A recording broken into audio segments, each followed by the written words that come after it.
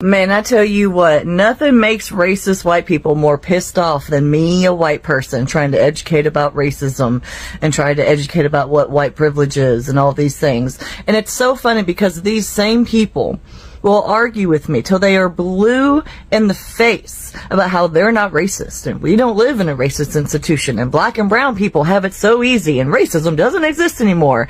But then they will turn around and say the most racist, ignorant, vile shit you've ever heard in your life. The disconnect is amazing. And this is why I make content like this, because it's so important. Because we do live in a racist institution, and we are all raised in racism as white people. This is simply a fact. And the crazy part about it is every one of us knows this. Even the ones who will sit there and fight with me to the death about it and act like it doesn't exist. Y'all know white people are racist. Y'all know about the casual racism, the casual microaggressions that we are raised in, no matter where we live in this United States of America. And this is why I will never stop. I will never stop trying to educate as a white person about racism and how we need to learn. We need to evolve. We need to do better. It's almost as if they feel like admitting to a racist institution or admitting to racism makes them this evil, terrible person. And so they would rather double down than to grow and be a good person. And that's so bad, because all that says to me is that you have a small mind and a cowardly soul. And I wish better for you than that, truly, because everything in your life will get better when you stop being so ignorant. Hey, why everybody mad at us? It seemed like everybody is mad at Black Americans right now. Just go to my comment section and read. Like, everybody's pissed off at us for one reason or another, which is crazy, right? For once in American history, Black people are not the butt of every joke, right? For once in American history, Black people aren't the primary target of something, and everybody is pissed off. So fellow Black people, fellow foundational Black Americans, bask in this glory and live it up. Because yes, for once in American history, we are not the primary target of everything, every joke, every situation, everything. We always the primary target, except for right now. And we got to live it up and bask in this beautiful glory. Just thinking this morning about our country and late stage capitalism and cost of living and how much money everyone has to make to even afford to have a family these days. And it's what, like $250,000 minimum. Yeah. Sean and I have 2 kids and we don't make close to that. Not even close.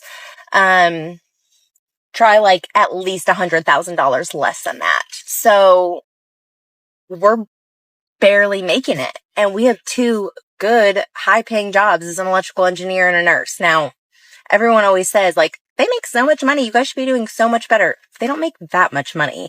Okay. And the fact that the wages haven't gone up with inflation means we've been getting pay cuts. It's basically the last 4 years. So we're not doing okay. Nobody's doing okay in this economy. This is what we're so upset about. And then you add in authoritarianism and fascism on top of that.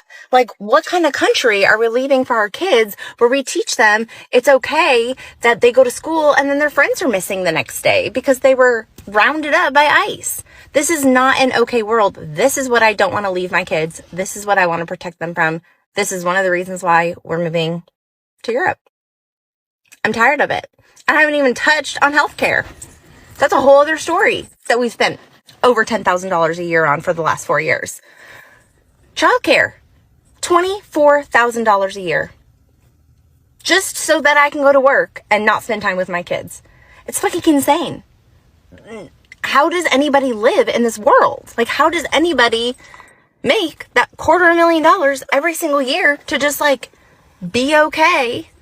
I don't know anyone else except for, like, doctors who are doing fine. What are we going towards? What is the end goal here? Like, is anybody else as upset as I am seeing everything that's going on? I mean, I'm just ranting this morning. Sometimes I'm just getting in my thoughts and my feels, and I can't believe that this is the reality that we're living in right now.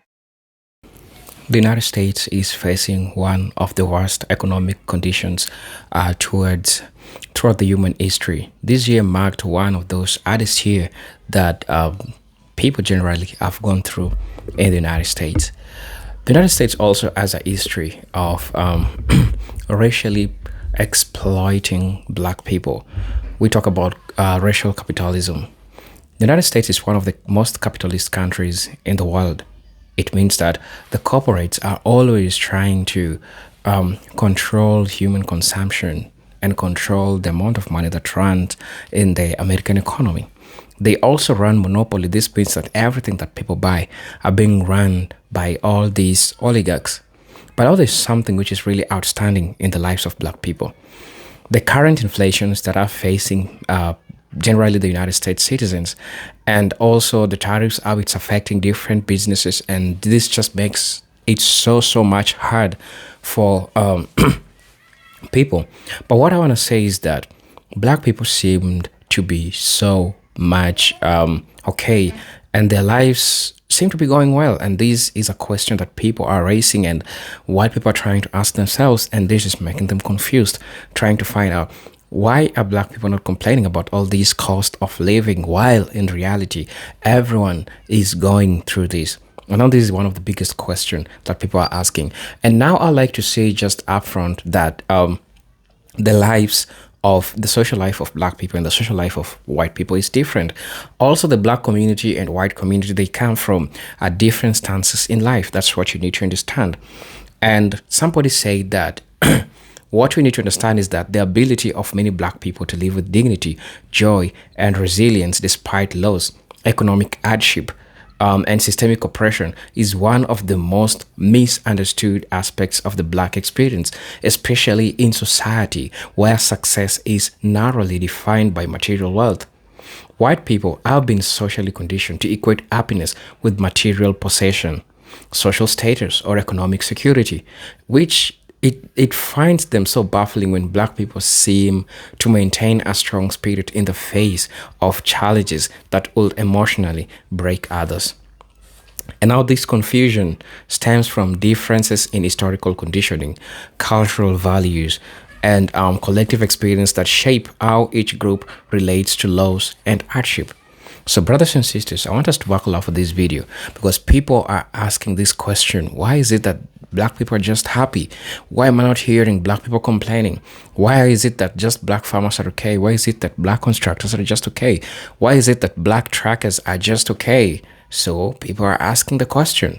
So join me in today's discussion. This is what we're going to be talking about. And I believe that it's gonna be so fruitful when we talk. And this is just a simple plea, just normal. If you usually watch my videos, I'm just asking you to please subscribe to the channel, join the membership, and really get to see what I can offer you. But until then, I don't want to say much in the introductory part, but I just want to let this video so that we can all get to learn from it. But until then, let's watch the video. I'll be back with my reaction.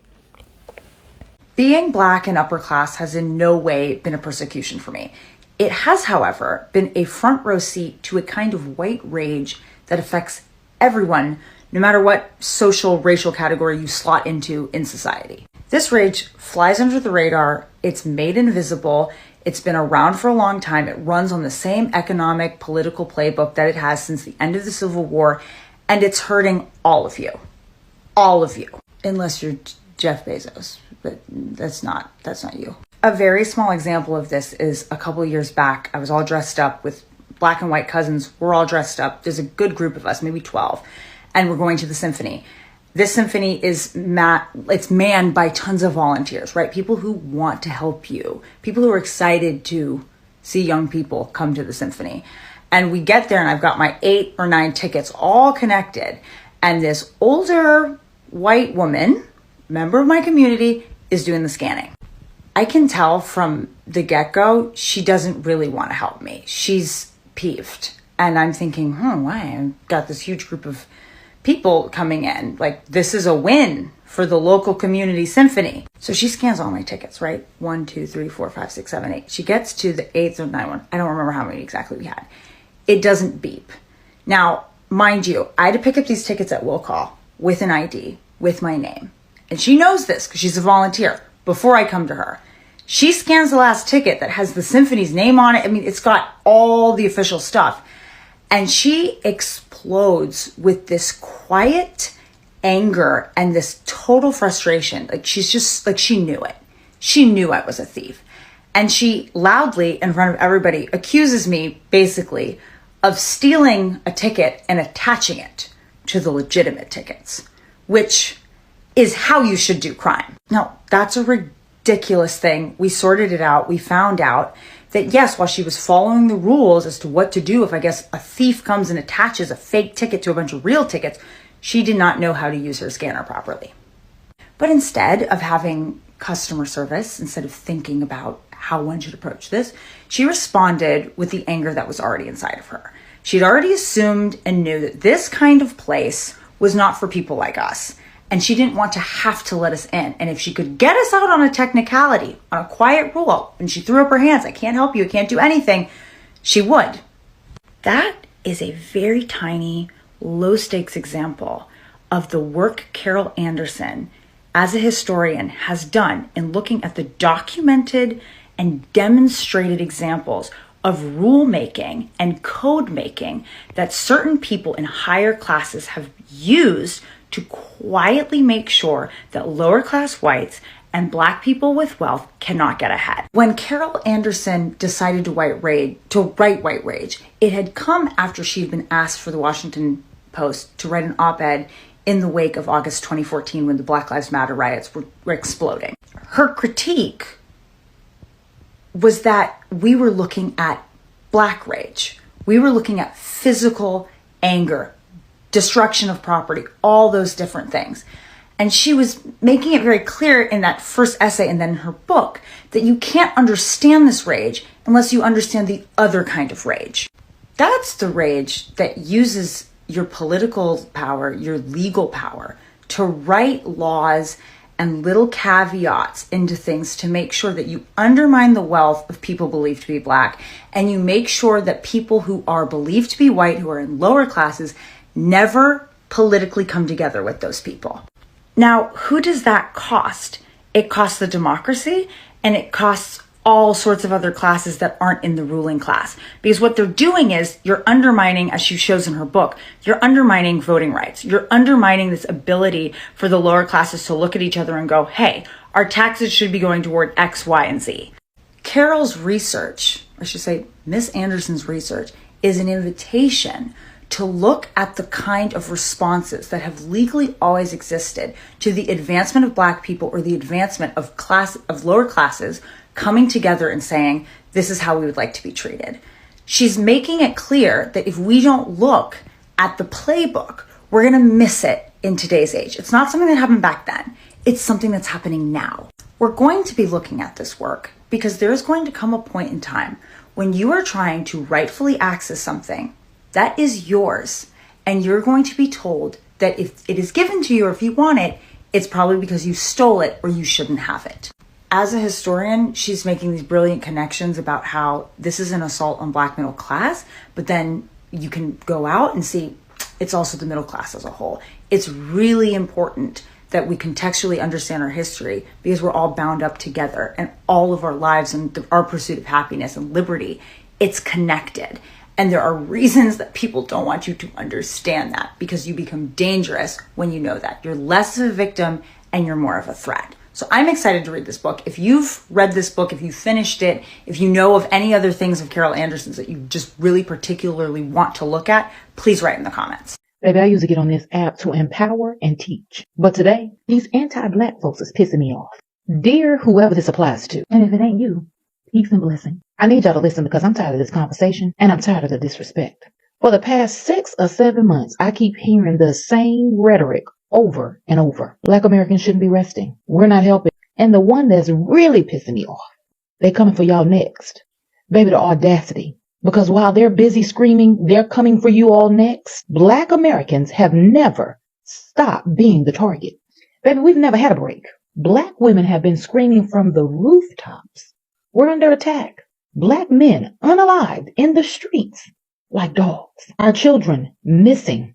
Our girls adultified and tossed around like rag dolls.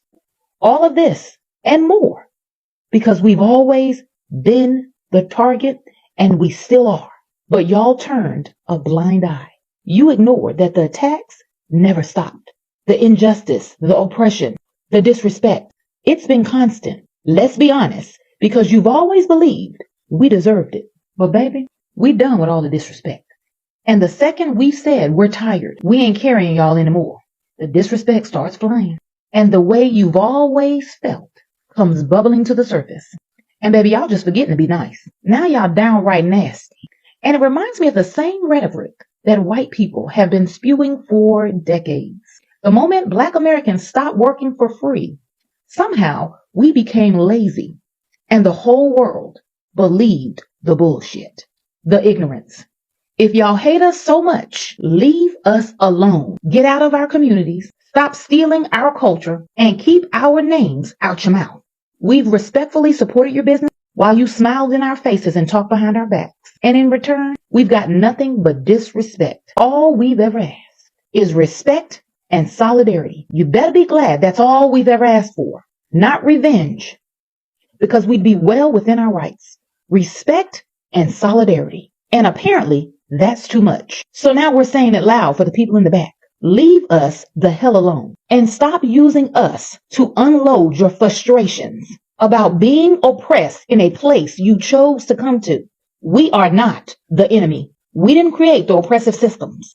And somehow we keep getting blamed while fighting for our very lives in the same system that we've been oppressed in. But the days of no reciprocity, baby, they're over. And it's not up for debate. Use your energy to fight the real enemy. And it sure as hell ain't Black American. Now y'all have a good one. Happy Black History 365. And we'll see you next time. MAGA, you do realize that the Republican Party, including Donald Trump, are using you. You see, as a Democrat, we've been used as well. For the past 60 years, the Democratic Party has used Black people to push their liberal agenda. Now, that is me saying that I agree with you in principle, but I disagree with you when you vote against your own interests, and you see the results of your actions that you took this past November at the ballot box. You see that what is happening in Texas, it's not an anomaly. That is something that happened because of the failures of politicians that put money first. You see, children are dead. It doesn't matter the color of the children. Children are dead. And they are dead because of racism, hatred, and bigotry. They are dead because white folks voted against their own interests. They voted to gut programs that helps them out. Go figure. You see, both political parties, both, and this is coming from a Democrat, both of them has taken advantage of the poor and the indigent people. They are going to cause you to fight your brothers and sisters in the streets of this country, shed blood. The elites are. They are setting everything in motion, upsetting you, putting you in a place that you're going to have to make a decision here shortly to kill your brothers and your sisters, all while fighting against your best interests. You guys have a nice day. There are over 700,000 homeless people in America. Men, women, children, veterans sleeping in tents, cars, storage units, alleyways. And do you know how many vacant homes there are? Over 16 million. Let that sink in. There's more empty houses than homeless humans. Yet somehow they convince you that homelessness is a failure of the person. Nah. It's a decision, a choice made by the system, a system that would rather let a home sit empty and rot than let someone live in it without a profit. Is the system broken? It's not. It's functioning exactly how it was designed, because if they can convince you that going homeless is a personal failure, then they never have to take responsibility and fix this system. And the worst part, housing isn't scarce. Compassion is, but the empty buildings, they're everywhere. And the only thing that stands between a roof and a human being is a fucking price tag and a system that sees property as more valuable than human beings. We solved homelessness on paper, then the system crumpled it up and lit it on fire. A system that was built to protect profit, not people.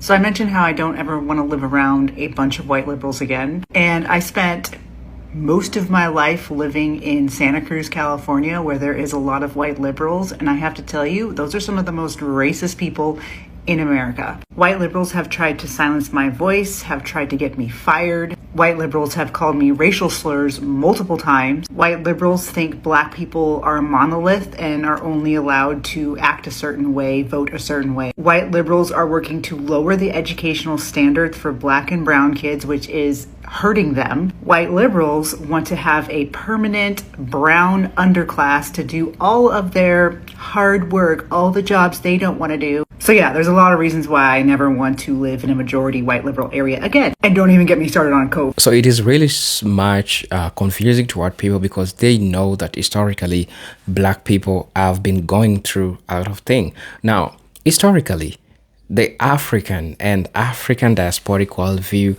places heavy emphasis on community, relationships, and spiritual connection rather than on material accumulation as the sole source of wealth. Before colonial disruption, this is what people need to understand. African societies often measured wealth in terms of family bonds, communal support, and one's contribution to the collective good. Enslavement, segregation, and systemic oppression forced black people to adapt to life where material stability was often out of reach. Out of necessity, they developed deep emotional resilience, learning to derive meaning from non-material sources such as music, faith, humor, and mutual aid. White people who have not endured comparable generational deprivation, they often lack an understanding of how joy can exist outside abundance. Also, this phenomenon that we are seeing going on right now, I like to say that also has roots in survival psychology. For centuries, black people in America and elsewhere endured loss, not just of property, but of family members, freedom, and dignity. Yet, within that environment, communities cultivated a way of living that transformed sorrow into art, pain into faith, and grief into collective strength. Gospel, music, blues, spirituals, and later hip-hop are living examples of how trauma was reimagined into cultural expression. These art forms do not deny the pain but acknowledge it while refusing to be consumed by it. For many white observers who are taught to avoid discussing or publicly showing hardship, this level of transparent yet joyful engagement with loss feels really foreign. Additionally, systemic oppression has often limited upward economic mobility for black people. But that limitation has ironically sharpened other skills, creativity, adaptability, and the ability to make a way out of no way. In many white-dominated societies, where life satisfaction is marketed through consumer goods and luxury lifestyle, economic downturns can strip away identity and emotional stability. And in contrast, black people who have historically had to thrive without such privileges already possesses cultural blueprints that thriving despite lack. This resilience is not about romanticizing poverty. It's about mastering the art of survival in an unjust system. Another important factor that I want to talk about is that the role of faith and spirituality. Across African diaspora, religious and spiritual traditions have been a refuge and a rallying point, whether in the form of Christianity adapted into the Black church tradition, Islam, African traditional religions, or other spiritual practices. Faith systems provided a framework for hope that transcended present suffering. This belief that tomorrow can be better than today and that loss is not the end helps many black people to endure grief with grace. To white observers who may have placed more faith in institutional stability and less in spiritual endurance, this resilience may seem almost supernatural. Um, Intergenerational storytelling also plays a crucial role. In black communities, family elders often share stories of surviving Jim Crow, apartheid, slavery, or forced migration. These narratives are not just historical records, they are emotional toolkits showing younger generations how to confront hardship without surrendering self worth. The living memories provides a perspective. If ancestors could endure, if ancestors could endure the unimaginable and still find joy, current losses, while painful, can also be survived. For white individuals, without the capability, without comparatively collective narratives for resilience, hardship often feels like an individual failure rather than shared historical challenge. Also, the cultural value placed on collective well-being also shapes this phenomenon. In many black communities, support networks extend beyond immediate family to neighbors, church members, and even friends considered kin. When one person suffers loss, others step in to provide emotional, spiritual, or even financial support. This sense of interdependence acts as a buffer against the isolation effects of grief. In more individualistic white cultural models, hardship can feel lonelier because personal success is often tied to individual achievement rather than collective care. Right? Moreover, humor has been vital surviving mechanism.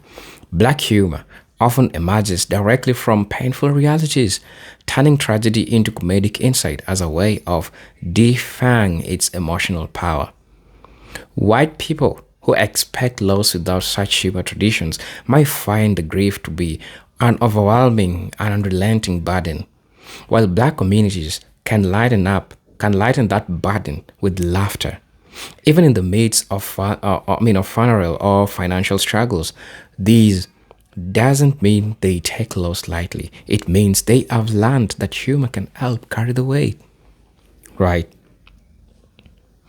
There is also psychological concept of post-traumatic growth, which describes how individuals and communities, after enduring trauma, sometimes develop stronger values, deeper empathy, and clearer sense of purpose.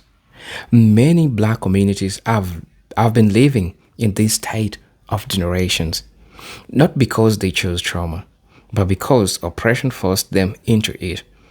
Over time, these communities have earned the ability to not only recover from loss, but also to find meaning in it, something white individuals who've experienced less systemic adversity may have not had to cultivate.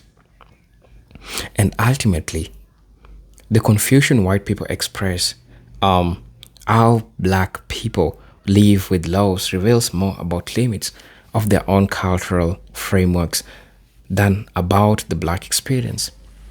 We need to understand that for one to have resilience, one must recognize that it is not about ignoring pain or pretending it doesn't hurt. It's about transforming pain into something survivable and even life affirming. For black people, joy in the face of loss is not denial, it is a defiance. It is the refusal to let oppression or hardship dictate the entirety of one's existence. And that is a lesson that transcends race, even if it was forged into specific crucible of the black historical experience. So let me know what you think about this video. I'm your host and presenter Ejidek Stories. But until then, let me see you in my next video. Peace, love, and harmony. Salute.